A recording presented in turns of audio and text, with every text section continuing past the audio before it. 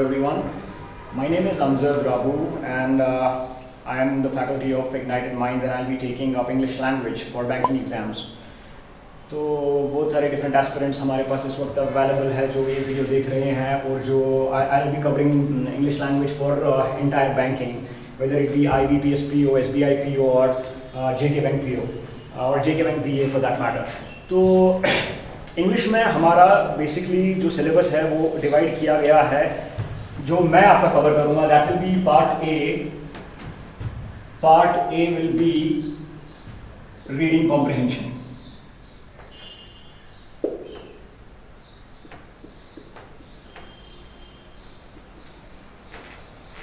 ठीक है. Part B will be verbal ability.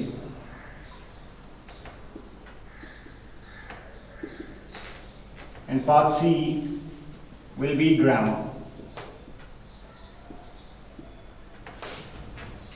These are the broad categories of your English language syllabi. तो इसमें जो हम आज स्टार्ट करेंगे we'll go for grammar, English grammar first, because reading comprehension में ऐसा क्या होता है कि स्टूडेंट्स को एक डर रहता है कि जितने टाइम में मैं एक पैसेज पढ़ूंगा उतने टाइम में मैं शायद क्वांट के या शायद रीजनिंग के या फॉर दैट मैटर ग्रामर के कई क्वेश्चन करूंगा. बट दैट डजंट मीन कि आपको रीडिंग कॉम्प्रिहेंशन पूरी तरीके से छोड़ना है. सो जब हम यहाँ पे आ जाएंगे तो आई टेल यू कि how to read passage, how to constructively focus on the points जो हमें ज़्यादा इंपॉर्टेंट है from examination point of view. Verbal ability में जो हमारे टॉपिक्स है दैट विल बी सिनोनिम्स है, एंटोनिम्स है, will cover them in verbal ability. But अभी के लिए जो हम ग्रामर में स्टार्ट करेंगे वो है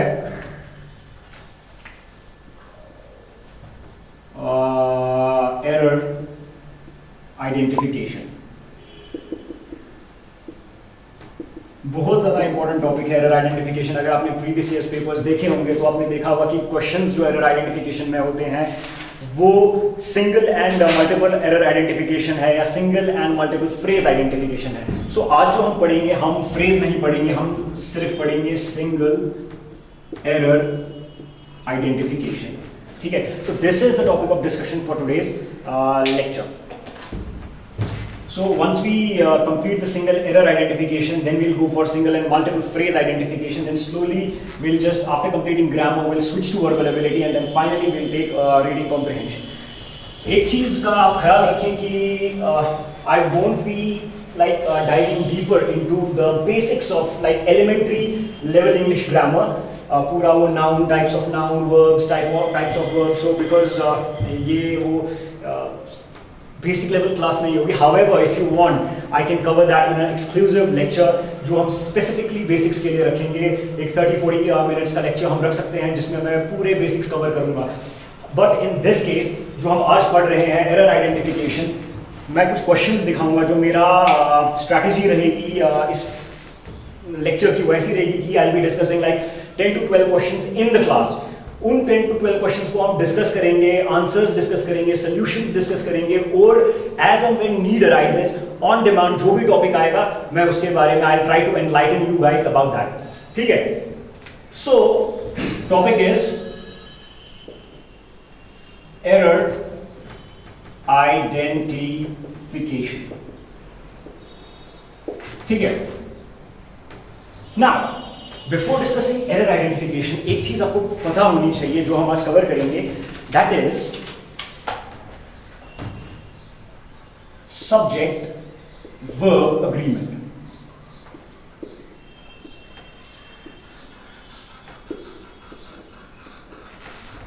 now see, we are not studying masters in English literature, we are not doing a PhD in masters literature, so we don't have to extensively study this पूरा टॉपिक. ठीक है. अगर आप इसको गूगल करेंगे या अगर आप इसको डिटेल में देखेंगे तो there are plenty of rules available. Like there are more than 18 plus about 20 rules जो है जो सब्जेक्ट वर्ब एग्रीमेंट में है. लेकिन हमें वो सब चीज़ें याद नहीं करनी. I don't want you guys to just उसको पूरा रट्टा करोगे आप, वो सब करने की इसमें ज़रूरत नहीं है.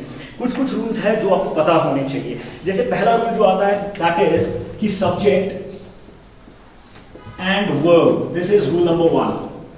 ठीक है. Rule number 1. प्लीज़ जो चीज़ें मैं लिख रहा हूँ आप भी एक नोट्स बनाएं, एक छोटी सी नोटबुक रखें इस चीज़ के लिए जो चीज़ मैं लिख रहा हूँ, ताकि आपके फाइनल डेज में जब आप रिवीजन करेंगे you just have to revise these things. ठीक है. उस वक्त आप सारे क्वेश्चंस रिवाइज नहीं करेंगे. तो subject and verb must agree in number. ठीक है, सो सब्जेक्ट वर्ब अग्रीमेंट का पहला रूल जो है that is subject and verb must agree in number. Now what is a subject, what is a verb? बहुत बेसिक चीजें हैं, थोड़ा सा मैं इस पे like there are certain things जो मैं आपको अभी क्लियर करूंगा, like what is a noun, what is a verb, what is a adjective, what is a adverb. ये सब चीजें जो है आई अज्यूम कि आप सब लोगों को पता है, लेकिन अगेन जिसको ऐसा लगता है कि मुझे इस पे एक सेपरेट वीडियो करना चाहिए, please leave comment so that I can just cover it in a exclusive video. तो नाउन जो है, नाउन क्या होता है? बहुत पहले पढ़ा है, क्लास सेकंड क्लास थर्ड में हमने पढ़ा है कि वर्ड जो भी name of a person, name of a thing, name of a place, so we call that a noun. तो नाउन के भी बहुत सारे टाइप्स है, लाइक कलेक्टिव नाउन है हमारे पास, प्लूरल नाउन है, कॉमन नाउन है, ठीक है ना. तो वो सब चीज़ें अगेन जैसे जैसे हम क्वेश्चंस करते जाएंगे, आई रिपीट, जैसे जैसे हम क्वेश्चंस करते जाएंगे तब तब हमें समझ आ जाएगा कि कहाँ पे कलेक्टिव नाउन है, इसका क्या रूल है, कहाँ पे प्लूरल नाउन है, इसका क्या रूल है. तो वो हम क्वेश्चंस में सॉल्व करते जाएंगे, ठीक है. तो वर्ब क्या है? So a word which is used to describe any action, going, जैसे हम बोलते हैं ही इज गोइंग देयर, ठीक है ना. तो जहाँ पे भी आप एक एक्शन डिफाइन करते हैं, जहाँ पे भी आप एक अकरेंस डिफाइन करते हैं, तो उसको हम वर्ब कहते हैं, ठीक है. तो अब जो यहाँ पे पहला रूल है that is subject and verb must agree in number. इसका मतलब क्या है? मेरा नाम अंजर है, right. So I right a sentence, Anjar is studying English, right? This is a sentence. अब इस चीज को दिमाग में रखिए, Anzar is studying English. Sentence 1. Sentence 2, Anzar are studying English. इन दो में से कौन सा सेंटेंस सही है? आपका इंट्यूशन बोलेगा, जो इनर इंस्टिंक्ट है, पहले इंस्टिंक्ट में आपको लगेगा कि ये वाला सेंटेंस 100% सही है, just because it sounds good, तो ये आप बोलोगे कि गलत है. But it strictly follows this particular rule number 1 of subject verb agreement. Answer is a singular and is a singular form of verb, are is a plural form of verb. तो अगर आपका यहाँ पे इस सेंटेंस में answer, this is a very basic sentence जो मैं ले रहा हूँ, अंजर यहाँ पे एक सब्जेक्ट है, right. So this is your subject, ठीक है ना. तो सब्जेक्ट अगर सिंगुलर है तो आपका जो वर्ब है, वर्ब फॉर्म जो है वो भी हमारा सिंगुलर ही रहेगा. यहां पे ये प्लूरल फॉर्म ऑफ वर्ब इसके साथ नहीं आएगा. अब एक और एग्जांपल अगर मैं दूंगा, अंजर एंड हो योर नाम दानिश इज प्लेइंग फुटबॉल. ये हमारा सेंटेंस 2 है, ठीक है. Danish and Anjar and Danish is playing football. तो अब यहां पे क्या लग रहा है आपको कि ये सेंटेंस सही होगा या गलत होगा? डेफिनेटली अगर आप देखोगे कि यहां पे there are two subjects, right. This is a subject, this is a subject which is separated by a and, it becomes a plural, right. So whenever two subjects are separated by a and, it becomes a plural. लेकिन again there is some exception जो मैं अभी बताऊंगा. ऐसे case में जब ये plural बन जाता है तो यहां पे जो आपका वर्ब है it will be a plural form of verb. This will be replaced with are. Anjar and Danish are playing football, ठीक है. अब ऐसे वाले क्वेश्चंस जो है आपको लगेगा कि these questions are pretty much straightforward, इसमें हम लोगों को पढ़ने की क्या जरूरत है.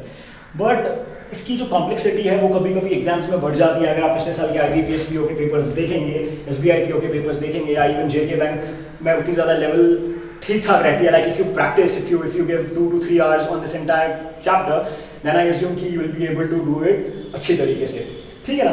तो इसकी जो कॉम्प्लेक्सिटी है वो रूल्स के साथ साथ बढ़ जाती है. So this is a very basic sentence जहाँ पे आपको थोड़ा आइडिया आया होगा कि what is a subject, what is a verb and why they must agree in number. अगर सिंगुलर है तो सिंगुलर रहेगा, अगर प्लूरल है तो प्लूरल रहेगा. सो अब मैं थोड़ा सा इसकी एग्जांपल्स जो है उसको मैं थोड़ा सा कॉम्प्लेक्स कर देता हूँ सो दैट आपको थोड़ा अच्छे से ये समझ आ जाए, ठीक है. तो और कुछ रूल्स है जो मैं अभी आपको बताऊंगा. अब देखो क्या है, अब मैं 2 सब्जेक्ट्स ले रहा हूं. Now there is another rule number 2. If there are 2 subjects and they are separated by and they refer to a same person or a same thing, मतलब यहाँ पे जो पहली वाली एग्जाम्पल थी दानिश एंड अंजर, ठीक है ना, दे आर प्लेइंग फुटबॉल। अब अगर मैं एक एग्जाम्पल आपको यहाँ पे दे रहा हूँ, राइस एंड बीन्स, ठीक है, इस एग्जाम्पल को अच्छे से देखिए, rice and beans is are my favourite. ना अंडरस्टैंड दिस थिंग, ठीक है। सब्जेक्ट पहले आपके दिमाग में आ गया कि what is the subject, this is the subject, this is the subject which is connected with this conjunction, it is connected with and. अब यहां पे इज आना चाहिए या आर आना चाहिए? I'll just pause for about 4 to 5 seconds ताकि आप अपनी जगह नोट करके बताएं कि क्या होगा।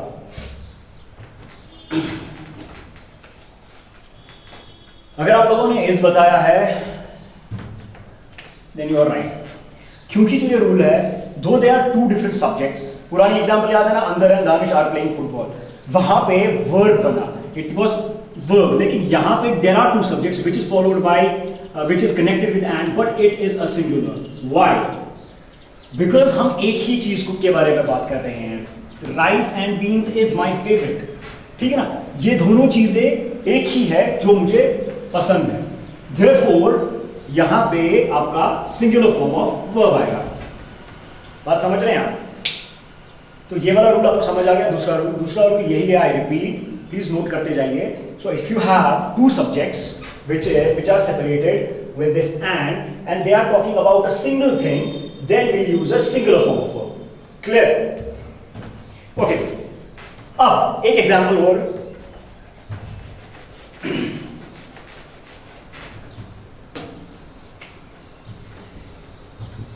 I along with my friend, sentence को समझिए, जो मैंने स्टार्टिंग के दो रूल दिए हैं उन्हीं में से है, ठीक है।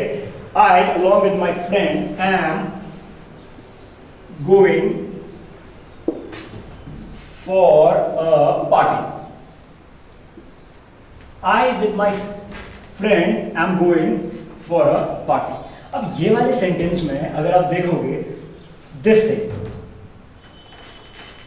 जो ये वाली चीज है, ये बस हमें एक्स्ट्रा इंफॉर्मेशन देती है, right? So it is this whole thing is actually a modifier, ठीक है ना।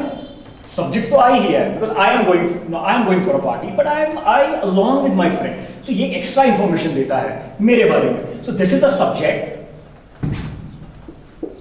अब आप कनेक्ट कर पा रहे हैं ना, पहले दो रूल्स याद है, कनेक्ट कर पा रहे हैं। सो इवन इफ अगर आप कोई सेंटेंस देखेंगे जहां पे आपको मॉडिफायर यूज किया गया हो, जहां पे सब एक्स्ट्रा इंफॉर्मेशन दी गई हो सब्जेक्ट के लिए, प्लीज डोंट वरी, एक ऐसे वाले कंडीशंस में जो ये वाला टॉपिक है, जो ये वाला एरर आइडेंटिफिकेशन में ये वाली चीज है, सिर्फ आपको इस चीज पे ध्यान रखना है, बाकी एवरीथिंग आप भूल जाइए, ठीक है ना। सब्जेक्ट पे ध्यान रखें कि सब्जेक्ट किस तरीके से है, और ये सारे रूल्स आपके दिमाग में एट वंस जब आप इंग्लिश पोर्शन पे आ जाएंगे, तो आपके दिमाग में ये सब चीजें फ्लैश होनी चाहिए कि सब्जेक्ट वर्ब एग्रीमेंट में हमने बेसिक 3-4 रूल्स पढ़े हुए हैं, वो आपके दिमाग में आने चाहिए, so that you can just solve these questions like within a minute. 1 minute से ज्यादा इसको लगना नहीं चाहिए, ठीक है। And I really want you guys to attempt these questions because they are very easy. Just because हम लोगों को रूल्स पता नहीं होते हैं तो हम चारों ऑप्शन हमें ठीक लगते हैं, हमें लगता है कि सारा ठीक है, बट अगर आपको रूल्स पता होंगे ना, trust me, with in 30-40 seconds, उससे भी कम टाइम में, if you have good practice, आप ये क्वेश्चंस खत्म कर सकते हैं, ठीक है। ओके, यहां तक ठीक है ना, good enough. Now another rule number 3। Rule number 3 is if the subjects are plural and are connected by words, मैं slowly बोल रहा हूं ताकि you guys just take a note. If the subjects are plural and are connected by the words or, nor, either or, neither nor, then verb is a plural. समझा? अगर subjects हमारे plural होंगे, for example, not only cats but dogs. Not only cats, but also dogs are available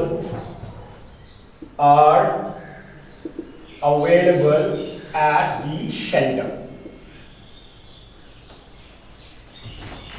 ठीक है, not only dogs but also cats are available at the shelter. अब आप इस sentence को देखिए, what are the subjects? Cats, dogs, these are the subjects. यहां पे आपको एग्जाम में अगर यहां पे मैं बोलूं आर आएगा या इज आएगा, तो आप क्या करेंगे?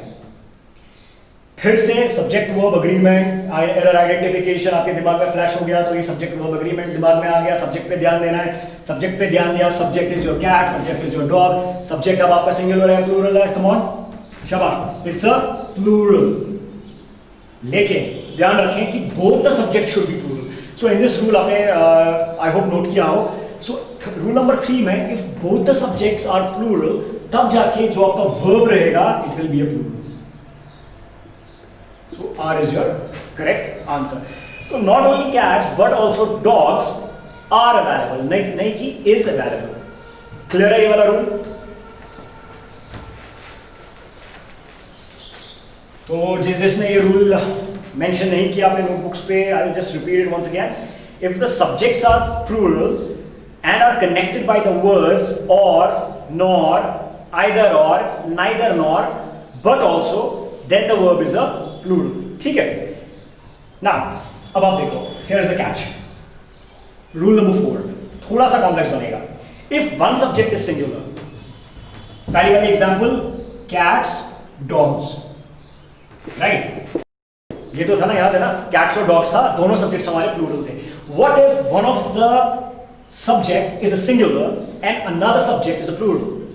एट दैट टाइम आप इज यूज करेंगे या आर यूज करेंगे? Come on, just pausing for about 6 seconds.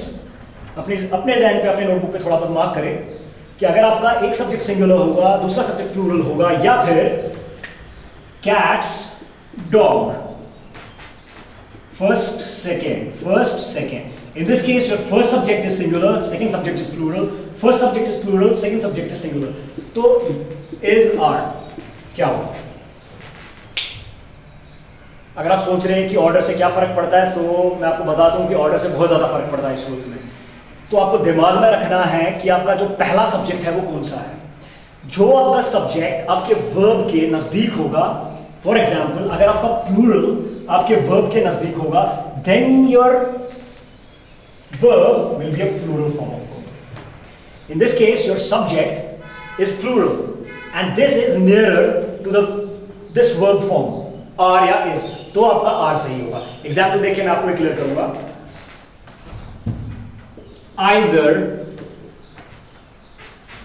either the bears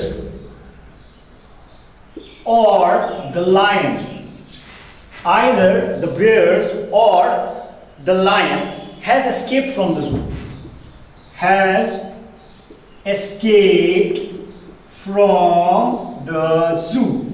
Just try to understand, please. Rule number 4, either the bears or the lion has escaped from the zoo, identifying the error. दिमाग में आ गया subject verb agreement, दिमाग में आ गया, तो दिमाग में मैंने आपको बोला इमीडिएटली आपका फ्लैशबैक होना चाहिए सब्जेक्ट पे। तो आपने आइडेंटिफाई किया कि bears is a subject, lion is a subject. अब आप यहाँ पे थोड़ा सा चेंज देख रहे हैं कि ये वाला सब्जेक्ट आपका प्लूरल है, ये वाला सब्जेक्ट आपका सिंगुलर है। जबकि पिछले वाले रूल में आपने देखा कि दोनों हमारे पास प्लूरल थे, तो हमने वर्ब भी यूज किया था, प्लूरल फॉर्म ऑफ वर्ब। यहां पे आप देख रहे हैं कि पहला सब्जेक्ट आपका प्लूरल है, दूसरा सब्जेक्ट आपका सिंगुलर है, तो यहां पे हैज आएगा या हैव आएगा? कम ऑन, अभी मैंने आपको बताया ये वाला एग्जांपल रिकॉल, यहां पे हैज आएगा या हैव आएगा? हैव नहीं आएगा, हैज आएगा, ठीक है ना? तो क्यों? बिकॉज जो आपका ये सब्जेक्ट है, नजदीक वाला सब्जेक्ट कौन सा है? This is the verb, right?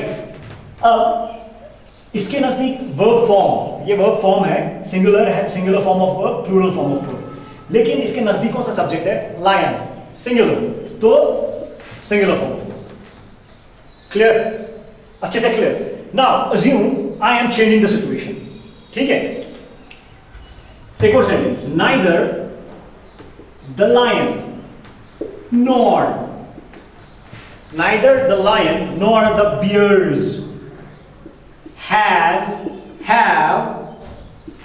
escaped from the zoo. इस केस में बताइए, आई होप ये विजिबल है। Neither the lion nor the bears has have escaped from the zoo. क्या आएगा? पहले आप किस चीज पे, आपका फोकस किस चीज पे जा रहा है सेंटेंस को देख के? सब्जेक्ट्स पे। क्लियर? ये आपका सब्जेक्ट है। रिमेंबर वन थिंग, आज से लेके आपके बैंकिंग एग्जाम तक, इस केस में subject is all what matters. ठीक है? Your subject is lion, your subject is bear. ठीक है? बट नजदीक, this is your verb form. Verb form के नजदीक कौन सा है सब्जेक्ट? बियर्स। क्या है ये? सिंगुलर है या प्लूरल है? सॉरी, प्लूरल है।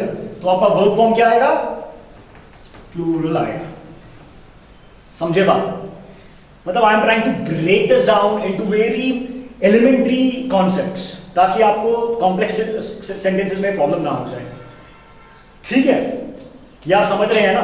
तो इतने जो रूल्स हैं, I believe they are sufficient enough कि आप जेके बैंक के क्वेश्चन सॉल्व करें। But as a man need arises, तो मैं आपको थोड़ा बहुत समझा देता हूँ। अब एक सेंटेंस में देता हूँ स्लाइटली कॉम्प्लिकेटेड, जो आप खुद करेंगे। ठीक है? सो दीज 4 रूल्स जो आपने अपने नोटबुक्स में भी मेंशन किए होंगे, तो रिवीजन के टाइम आप इस चीज को दिमाग में रखेंगे। ठीक है? Okay, this is a sentence जो आप just give me a second please. ये एक सेंटेंस आप मैं यहां पे लिख के रखता हूं। Nearly 1 in 4, nearly 1 in 4 people worldwide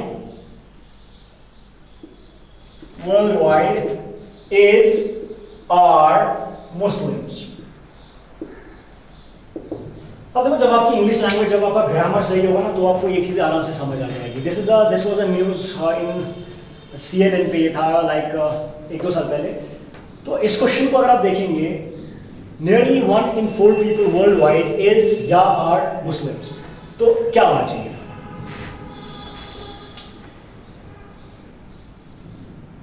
I hope आपने अपने कॉपी पे मार्क किया हो इज या आर विद अ जस्टिफिकेशन। लेकिन before I go on discussing और breaking the sentence down into its elementary concepts, I would like to throw some light on a type of noun that is known as collective noun. Collective noun and plural noun. English language में ये बहुत ज्यादा confusion रहता है लोगों को कि जो people है, क्या वो collective noun है, क्या वो plural noun है। कुछ लोग बोलते हैं कि people जो है वो collective noun है, कुछ लोग बोलते हैं people जो है वो plural noun है। अगर ये collective noun है तो लोग बोलते हैं तो group of people जो हम यूज करेंगे वो क्या है? So people are of the opinion that this people is a plural noun and a group of people is a collective noun. ठीक है? तो what is a collective noun now? अब collective noun क्या होता है? चलिए बताएंगे। So it is a count noun that denotes the group of individuals. ठीक है ना? जैसे furniture, luggage, pair, ठीक है ना? So वो हमारा it's a count noun. ठीक है ना? अब सब्जेक्ट वर्ब अग्रीमेंट में इसका ऐसा सेंस है कि लोग कंफ्यूज हो जाते हैं कि अगर सेंटेंस में कलेक्टिव नाउन कहीं पे आ जाता है कि क्या ये कलेक्टिव नाउन सिंगुलर है या प्लूरल है। ठीक है? एक डाउट रहता है कि अगर हमने कहीं पे कलेक्टिव नाउन देखा किसी सेंटेंस में, तो क्या ये हमारा सिंगुलर रहेगा या प्लूरल, इसको हम सिंगुलर ट्रीट करें या प्लूरल ट्रीट करें। तो ये भी इसमें मैं आपको एक एग्जांपल से समझाऊंगा। So see now listen to me. एक family, take this example, family ये कलेक्टिव नाउन है, clear? Because family consist of group of people in your house, कहीं पे भी। So it is a collective noun undoubtedly, लेकिन आप इसको singular treat करेंगे या प्लूरल ट्रीट करेंगे? ओके, कुछ लोगों ने सिंगुलर कहा होगा, कुछ लोगों ने प्लूरल कहा होगा, कुछ लोगों ने कहा होगा नहीं पता, but it actually depends on the context. मैं एक सेंटेंस में 2 सेंटेंसेस से आपको समझाता हूं कि हाउ कैन यू जज whether a collective noun is basically a singular noun और a plural noun. Now see the family sentence, the family, now ये मैं इसीलिए डिस्कस कर रहा हूं because I need to ultimately get to this sentence. इस sentence में is है या आर है, समझ रहे हैं? The family is driving, the family is driving across the country, the family is, or just wait, is are driving across the country this summer. ठीक है, this is sentence 1. The family is are driving across the country this summer. दूसरा, the family is are, ठीक है, doing a different chore. The family is are doing a different chore. जो family है वो कुछ काम कर रही है. Now, अब चले बताएं मेरे को. यहाँ पे क्या होगा? यहाँ पे is आएगा या are आएगा? is आएगा या are आएगा? Come on, tell me.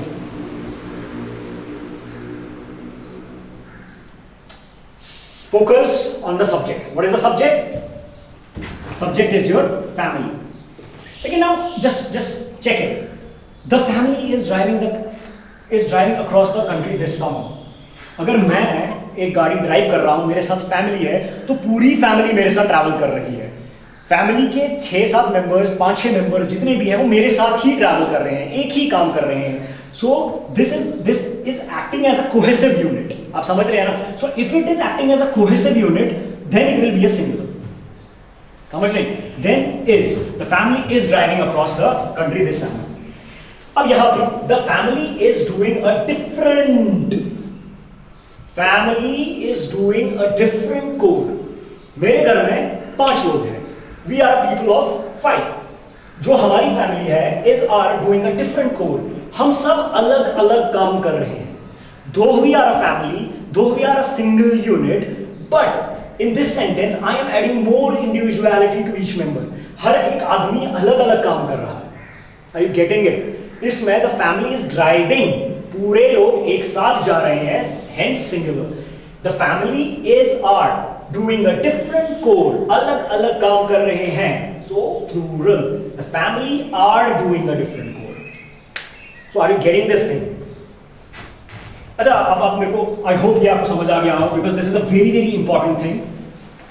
जिन लोगों को पता है वेल एंड गुड, जिन लोगों को नहीं पता है तो प्लीज इस चीज को याद रखें.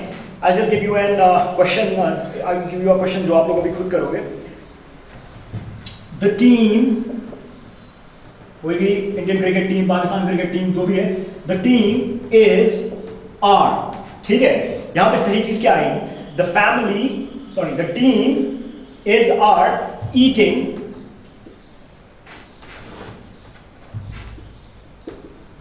with their families.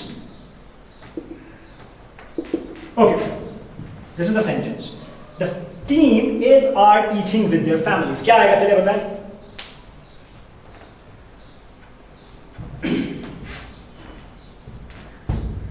क्या हो सकता है? फोकस कहां पे जा रहा है आप लोग का? सब्जेक्ट पे. कहां पे? टीम पे. तो टीम है, 10-11 लोगों की टीम है, सिंगल यूनिट है, लेकिन सिंगुलर है या प्लूरल है? यहां तक तो आपको कुछ नहीं पता है. विद देयर फैमिलीज, सारा अटेंशन इसने ले लिया. 10-11 लोगों की टीम डिनर कर रही है, खा रही है अपने अपने फैमिली के साथ.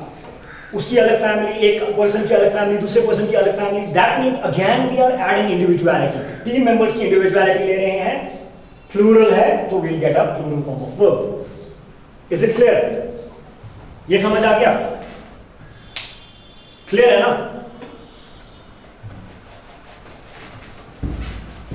तो कलेक्टिव नाउन जहां पे भी होगा, यू जस्ट हैव टू सी कि कलेक्टिव नाउन सिंगुलर है या प्लूरल है. अगर सिंगुलर है तो we use a singular form of verb, plural है तो we use a plural form of verb. Singular तब होगा when it will act as a single cohesive unit, plural तब होगा when we will add more individuality to the sentence. Okay, let's get back to this sentence.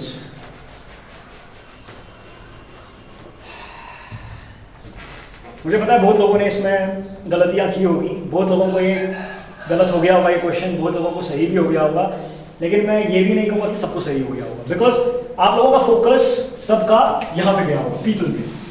आप लोगों को लगा होगा कि पीपल यहाँ पे एक सब्जेक्ट है. लगा कि नहीं लगा? तो इसको थोड़ा ब्रेक डाउन करते हैं. लेकिन अगर आप यहां पे देखोगे, this one, this is your subject, this is your subject, this whole thing is your prepositional phrase. 1 in 4 people worldwide is Muslim. ये 1 is a subject, in 4 people is a prepositional phrase. ठीक है, अब आपका subject यहां पे क्या है? 1. अब क्वेश्चन पूछा जाता है कि प्रीपोजिशन क्या होता है, बिकॉज मैंने आपसे पहले कहा कि मैं as and when need will arise, तो मैं आपको थोड़ा बहुत उसमें रोशनी डाल देता हूं. तो यहाँ पे प्रीपोजिशन आ गया. Preposition is something we won't go again deeper into its scientific jargon कि क्या है. बस आप ये याद रखेंगे कि जो प्रीपोजिशन है वो नाउन के पीछे हम यूज करते हैं बेसिकली. ठीक है ना, तो आगे पीछे, so that it adds more, it adds a relation between the two nouns. ठीक है ना, तो और जो उसके साथ वर्ड्स हम यूज करते हैं that account for your prepositional phrase. तो यहाँ पे ये सारी चीज जो है it is your prepositional phrase. ये आप समझ गए. तो प्रीपोजिशन अब जो है ये रिलेशंस हमें डिफाइन करता है. So it can be anything, it can be it can be is, it can be at, it can be under, it can be over, है ना. So this is your preposition. It can be in, it can be on. तो दो nouns के बीच में है. This pen is on the table, pen table, on the table, इसके ऊपर है. So it gives you a relationship. अब इस सेंटेंस में ये 1 जो है आपका सब्जेक्ट है. ठीक है ना, सो इट्स योर सिंगुलर, इसीलिए आप यहां पे singular form of verb use करेंगे. ठीक है. Now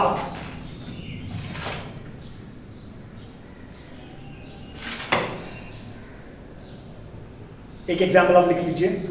so what actually it means is 1 in 4 means 25%, right? तो इसको मैं इस तरीके से लिख सकता हूं, 25% of the people worldwide are Muslims. ठीक है ना. एक्चुअली जो ये सेंटेंस है उसका एक्चुअल मतलब ये है हुआ ना, 1 in 4 means 25% of the people worldwide are Muslims. इसको जरा सॉल्व कीजिए प्लीज, मेरे को बताइए इस पे कौन सा वर्ब फॉर्म आएगा, इज आएगा या आर आएगा. तो ये वाला क्वेश्चन जो हमने अभी डिस्कस किया था, 25% of the people worldwide are Muslims. Okay, किसी ने सोचा ना इसका सोल्यूशन क्या है, इज आएगा या आर आएगा. रिकॉल करें, यहां पे ये 25% है, यहां पे nearly 1 in 4 which indicates that it is talking about 25% of the population. अब जो 25% है of the people, ये ठीक है ना, what is this? Prepositional phrase, right? और जो 25% है, एक और चीज आप याद रखेंगे, जैसे मैंने आपको अभी कलेक्टिव नाउन में बोला, staff, team, family collective noun है, या वो सिंगुलर भी हो सकते हैं, वो प्लूरल भी हो सकते हैं, depending upon the context, depending upon the object. ठीक है ना, कि whether if they are operating as a single cohesive unit या उसमें ज्यादा इंडिविजुअलिटी ऐड की गई है, उस पर डिपेंड करता है कि आपका जो सब्जेक्ट है वो सिंगुलर है या प्लूरल है. सिमिलरली यहाँ पे घबराने की कोई जरूरत नहीं है. Now you know this thing. अब आपको बस पता करना है कि क्या ये सिंगुलर है या ये प्लूरल है, right? This is the subject. Now is it a singular और a plural? Tell me. In this case, it will depend upon, remember this thing, this will depend upon object of preposition. This will depend upon object of preposition. Okay, इस केस में object of preposition क्या है? People. अब आप मेरे को बताएं, people ये singular है या plural है? Plural है, तो verb आपका क्या आएगा? Plural आएगा. ये आप समझे ना, थोड़ा बहुत ट्रिकी है ये. 25% of the people worldwide are Muslims. Why? Because though the subject is 25%, unlike not unlike but like this what we discussed before, जो भी collective nouns थे, उसी की तरफ ये भी डिपेंड करेगा on the object of preposition, whether this is a singular or a plural. In this case, your people is a plural, therefore your verb is plural. ऐसे एक एग्जांपल मैं आपको दे देता हूँ and we'll conclude this lecture. बिल्कुल same example है, थोड़ा बहुत आपका और क्लियर हो जाएगा. Okay, 12% of the building, example is 12% of the BUI building, 12% of the building have been renovated. Okay, now check out this sentence. 12% of the building have been renovated. इसमें से सही क्या है बताएं मेरे को. हैज है या हैव आएगा? हैज क्यों आएगा या हैव क्यों आएगा? अपने आप को ये जस्टिफाई करें. अब जो यहाँ पे ये same logic, this 12% just like पिछले में 25% था, this will be singular or plural depending upon, this is your prepositional phrase, it will depend upon the object of preposition. Object of preposition is building, right? Your object of preposition is building. Building क्या है? Singular है या plural है? Building क्या है? Singular. तो आपका verb क्या आएगा? Singular. Clear? Done this thing? इसमें कोई डाउट है क्या? कमेंट्स में लिखें so that I can address the doubts individually.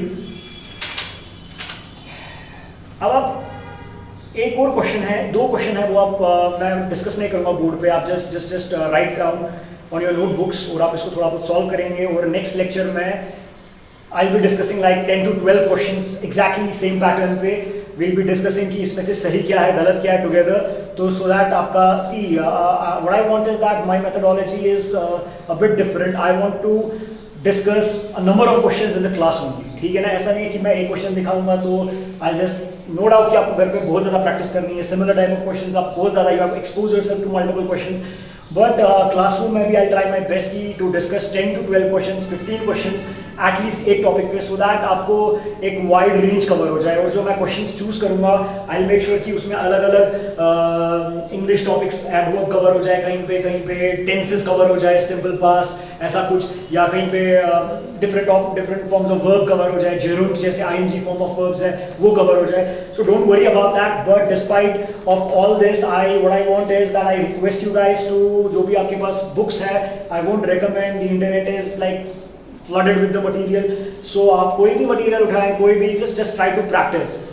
Practice is the only way out. ठीक है ना? It's the only best possible solution is practice. So I'll just give you 2 questions. Just write it down. Okay. The team, cricket team, football team, कुछ भी. The team are headed to the nationals. The team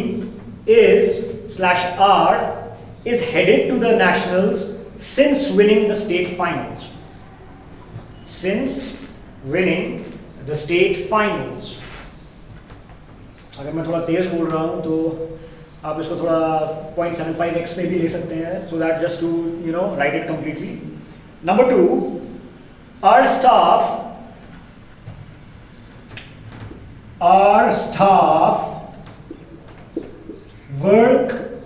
works, ठीक है, hard to meet their goals. Our staff work hard to meet their goals. तो ये 2 questions है. Rules कुछ different नहीं है, वही सब है जो मैंने पढ़ाया. जो 4 रूल सब्जेक्ट वर्ब एग्रीमेंट के हैं वो आप दिमाग में रखेंगे. एग्जैक्टली वही रूल्स है. और इन 2 क्वेश्चंस का सोल्यूशन आप कमेंट्स में पोस्ट करें प्लीज, सो दैट और जो भी डाउट है वो आप कमेंट्स में डालें, और ताकि जो मेरा नेक्स्ट लेक्चर है तो उसमें हम ज़्यादा से ज़्यादा क्वेश्चन सॉल्व करेंगे और डाउट्स को भी एड्रेस करेंगे. ठीक है ना? So this is all for today's lecture. So just a quick recap, 2 minute recap कि हमने क्या पढ़ा. सब्जेक्ट वर्ब एग्रीमेंट से हमने स्टार्ट किया. The topic is error identification.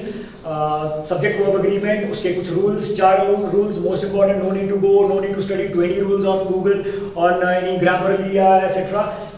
4 rules 5 rules और भी जो नीड होगी वो मैं बताता जाऊंगा. ये जो 4 रूल्स है इसको प्लीज बाय हार्ट करें. तो इन 4 रूल्स पे क्वेश्चंस देखें. तो ये हमने पढ़ा. Most important thing, the 1 line होता है ना वो $1 बिलियन पॉइंट, जो जिससे मैं ये अपना लेक्चर कंक्लूड करूंगा, that is subject is what matters in these type of questions. Just focus on the subject. ऐसे type of questions जो है, अब आप देखें, before I conclude this thing, one last thing, I'll not bore you more. तो ऐसे type of questions exam में पता है कैसे आते हैं?